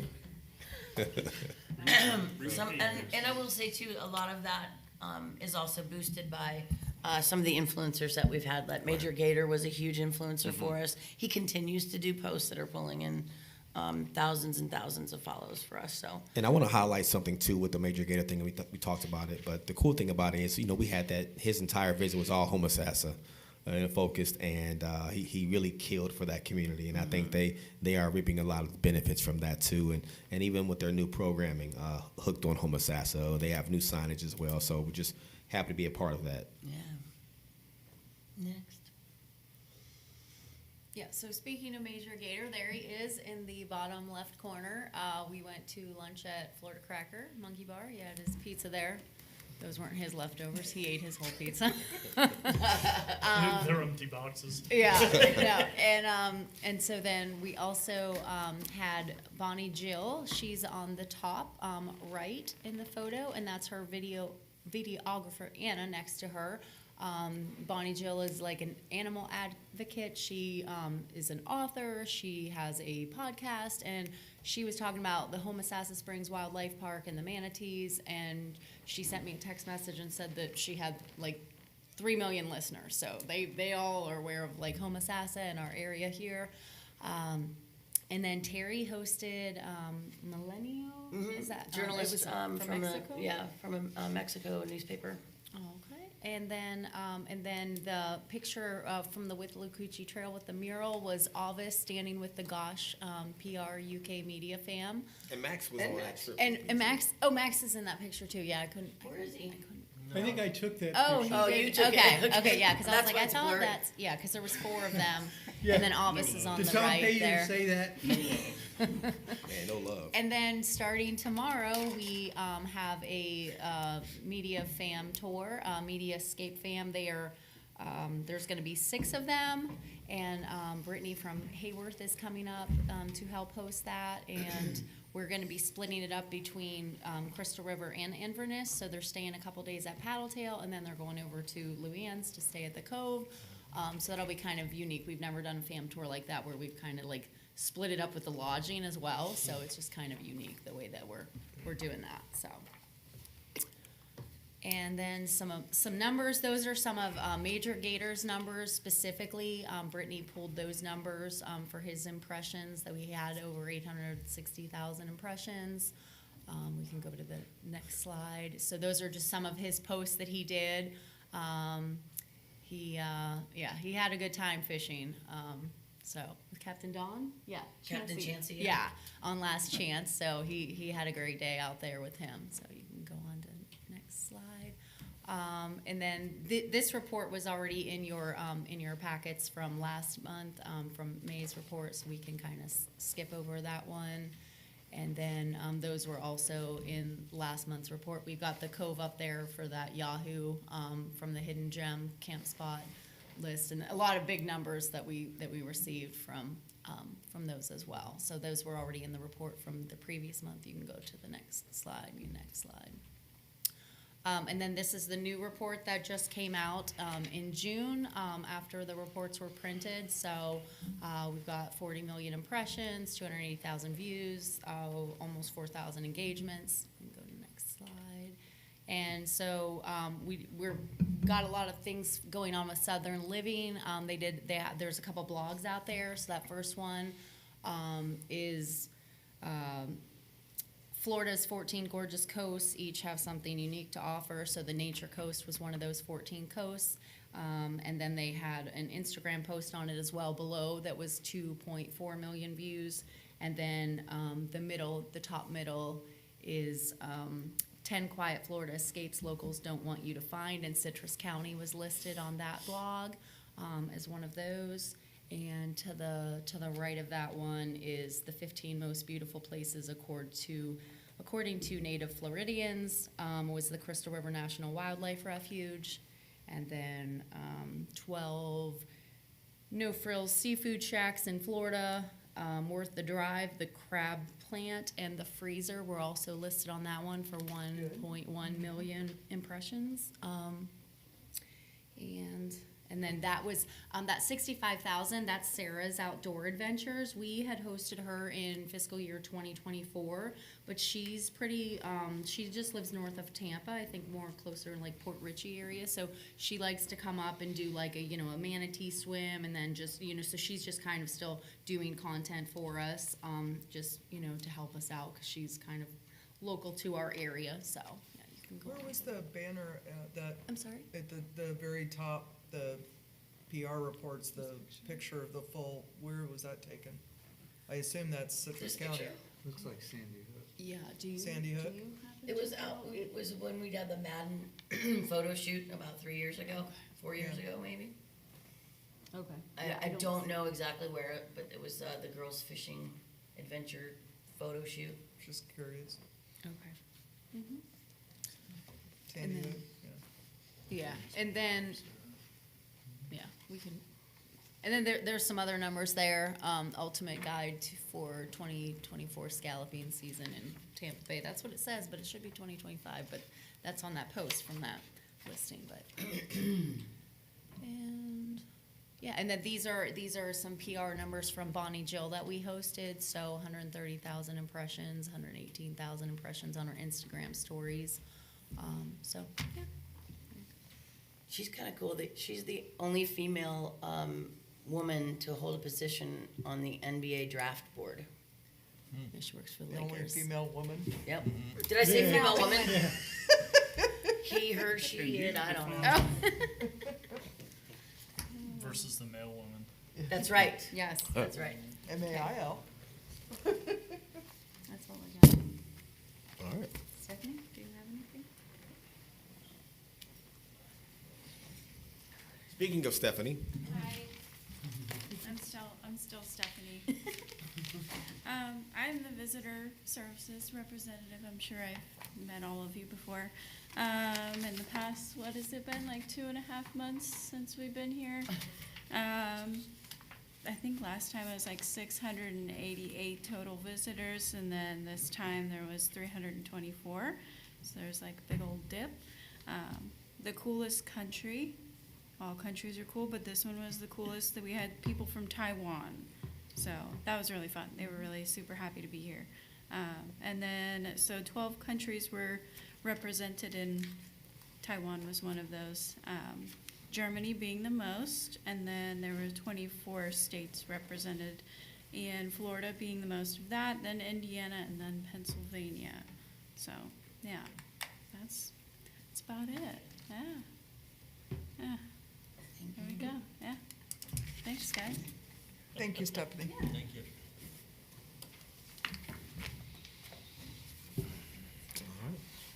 other So- Speaking of mangroves, I sat through an educational session last week when I was diving Gardens of the Queen, and it was about the mangroves, and we would do our morning commute to the reef through mangrove forest.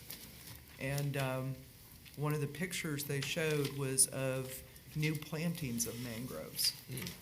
And they talked about the whole ecology of it and everything else, and I thought that was really interesting because on the big board, I want to say it was Chair Bays brought up anything that we can do for resiliency for hurricanes, which would be increasing the mangrove. Plant, increase our stock of mangroves on the coast. But I thought that was really interesting tie-in because, and then I actually saw what I believe were planted mangroves. So essentially, I took a picture of the presentation. I have the whole presentation on phone. But it's almost like planting a pine forest, only they're just single mangroves, widely spaced out, because then they just go toward, they end up propagating. So when they start off, it's just one single tree, and then it does the little root system where it goes out like little table legs, but then it just propagates and goes from there, and eventually the whole thing will end up being one solid mangrove forest. Sounds like wild bamboo. You grow it, it's like everywhere. Yeah, and it takes a while, but I thought that'd be interesting to look into. But I don't spend any time offshore Citrus County. Okay. I did growing up when I lived on the river and went out to scallop and everything. But somebody spends a lot of time offshore and knows what our stocks are, and of course Jeff Kennard certainly does. So it'd be an interesting conversation for resiliency purposes. Okay. There's a really nice mangrove tunnel. If you launch at Fort Island Beach, like a mile straight across, there's an area that's, I think it's called Mangrove Island too, but with a tunnel where you're just wrapped and everything is green. The air is green. Yeah. Beautiful. And it was really nice. I didn't see any coral bleaching on the reef, and it was a really, really healthy reef, which was good. Nice. For what it's worth. All right. And also, Gardens of the Queen, I believe, was named by Christopher Columbus to honor the Queen of Spain, Queen Isabella. And the king got jealous, so now there's Gardens of the King on the north side. Politics. Even back to the 1400s. Anyone else? Anyone else? Got 5 minutes to go. All good? Any report from Inverness or Crystal River? We're just having our annual fall ride, October the 5th, with Coochie State Trail. First 500 people get a free T-shirt and free lunch, and see how that goes. It's our biggest event of the year, and last year we got rained out just like 4th of July, and it started raining 6 o'clock in the morning and didn't stop until after the ride was over at 6 o'clock at night. So we had a big dent in the day trippers, the Okay. people that don't register ahead of time and then all of a sudden say, hey, there's a 100-mile bike ride in Inverness, Florida that I want to go to, and let's go today. So we just, Tom, is that the one that's gonna do the anniversary of the caboose? yeah, I Same just got event? Okay. just got permission from the DEP director, because we had to make sure that the Park Service wanted the caboose restored because they own it, and second, that it can be done, and we got all that approval and just showed up last night. So Great. we'll start advertising it. 100th birthday. Yeah. Yeah, 100th birthday, and it's That's cool. all wooden, and it's very rare because most of them in 1957 were refitted with steel walls. So ours is one of the few original wooden, all wooden still. Made in Florida. Has anybody heard anything more about Preservation Point when they're gonna open? Because the rumors we're getting is gonna be this fall. It's going up fast, isn't it? I haven't heard anything about, but I can maybe check with some folks in the county, but I don't know from a permit standpoint. I don't know if they would know if they have a date, but I haven't heard anything. Anything from Chris River? Well, let's see, I'm trying to remember, because now every other month, I don't know what I've said or what I haven't said. We had an historic preservation survey on buildings in the city. We adopted that, so we're trying to work on an historic maintenance code, which I think is important for the buildings that have not rotted yet, and that we need to try to keep from that happening. Plus the fact that it's gonna help with storm sort of things for all these older houses that don't want to raise. They want to be able to maybe go over that 50%, but don't want to have to raise up a building to an absurd level. So that I'm hoping that's going to help with that. The city purchased the property right next to the train station, and that we hope Excellent. to. And we are we have to renovate that train station. It's in really bad shape. So the Lions Club is not in there anymore. They're not happy about that. But it's time, I think, that it gets redone, and so we're working on that, and also expand that, and perhaps one discussion is to use it as our visitor center for Three Sisters Springs, so we don't have to pay what we're paying for that building over there by Sherwin-Williams. The 579 property, we came to an agreement with them. They still haven't done anything. The clock is ticking. We're in about 30 days of their 60-day. The first thing they have to do, which is put a fence up and a sign and secure the property. They seem like they're dragging their feet. I hope we don't have to go back after them again. This has been excruciating to kind of have to deal with.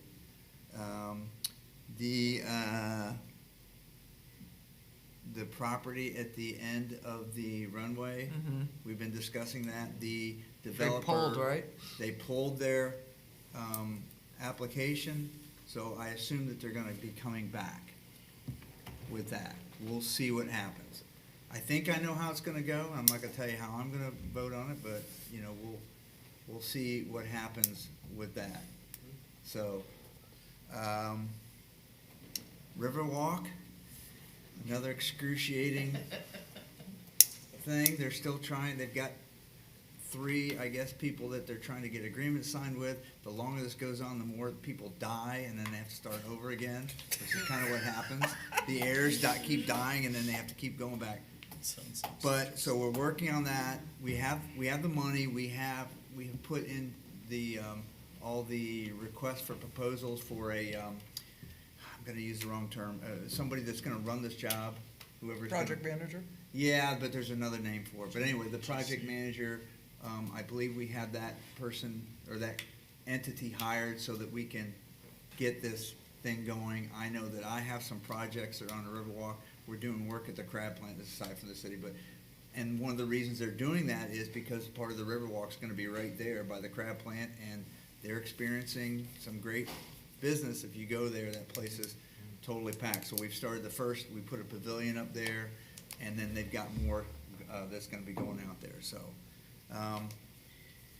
Government moves at its own pace. So, not the way I like it, but. Preach. It's the only way that we don't end up being a banana republic, though. It's that paperwork and public meetings and Yeah, everything. if I was sitting on the county commission, I'd probably shoot myself. It's the whole government in the sunshine, So, man. yeah. We get some marketing though. Transparency is a great thing, but it does take time. That's true. Actually, we do have, on Saturday, we have the Xfinity Summer Jam. So come on down, 5 to 9. Depot, Inverness. All right. Anybody else have anything? All right, last open to the public. Anybody like to address the board? No more. Going once, going twice? All right, we're adjourned. Thank you.